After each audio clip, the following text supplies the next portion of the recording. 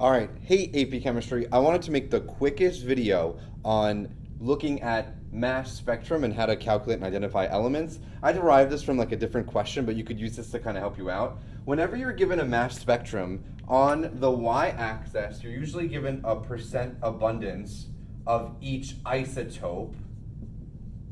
And on the x-axis, you're usually given the mass. Usually it's like the average atomic mass, or the mass in AMU.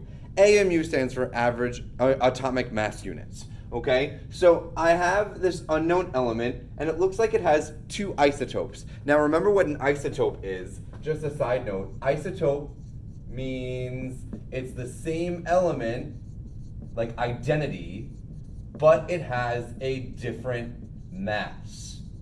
And that's because of a different number of neutrons, just as an aside, okay? So, now if I want to go and look at and try and identify this element, I probably want to do some calculation. Now, if I have a percent abundance by mass, it looks like I only have two isotopes present, right? I have an element with a mass of 35, right? There's a mass of 35. And another isotope of that element, which has a mass of 37.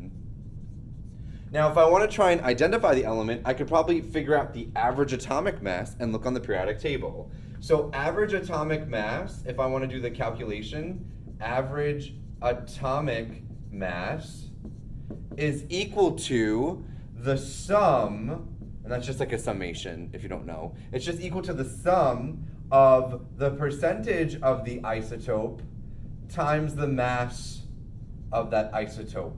And again, I'm using the word isotope. This is one isotope of this element. It has a mass of 35. This is another isotope of this element. It has a mass of 37. An isotope is an element, but it might have a different mass, okay? So both of these are isotopes to each other. All right, so if I want to do this calculation, I have one of the isotope has a mass of 35, and it's 75% abundant. So I could do 75% times 35, plus the other one is 25% abundant, 25% times 37. Now if I go run and get my calculator quickly, and I could, or you could do this math, remember how we do percentages. For percentages, you have to take this percentage, divide by 100, and then you multiply that by that number. So I'll do 75 divided by 100 times 35. This is just 26.25, and the mass would be AMU if I wanted. Then 25%, which would be 25 divided by 100 times 37. I get plus 9.25 AMU. If I add these two together, plus 26.25, I get an average atomic mass of 35.5 AMU. If I look on the periodic table, let me go get one. I'm going to look for any element that has that average atomic mass. Just quickly inspecting and looking at the periodic table, the elements that are in the 30s could be like phosphorus, sulfur, chlorine, argon. It looks like chlorine has an average atomic mass of 35.45 AMU. This is most likely chlorine. It is the one that's closest to the mass here. Okay? So that is a quick rundown of doing or using a mass spectrum to identify an element. You're probably going to use your AP Chemistry periodic table to identify the unknown element by the average atomic mass.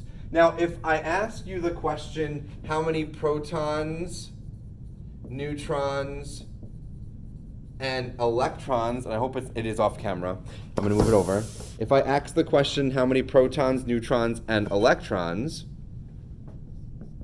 you have to remember subatomic structure. Well, I just identified this as chlorine. If it's chlorine and I look on the periodic table, chlorine has an atomic number of 17, right? So the atomic number of chlorine is 17. That means it has automatically 17 protons. For our quiz and for neutral atoms, I'm going to say that these are neutral right now. I'm going to say this is neutral atoms. Okay? Let's say I want the subatomic structure of the neutral atom. Protons are going to be equal to the number of electrons. So for For our quiz and for neutral atoms, protons equals electrons. So atomic number is equal to the number of protons, and for right now it's also equal to the number of electrons. And then for neutrons, you need more information. You need the mass. Let's say I was talking about the mass of 35. I have to tell you, let's say it's chlorine with a mass of 35. I'm using the mass of 35. Well, for neutrons, neutrons plus protons is equal to the mass number. So, to rearrange that, if I want to do this quickly, mass minus protons, which we know is the atomic number, is equal to the number of neutrons.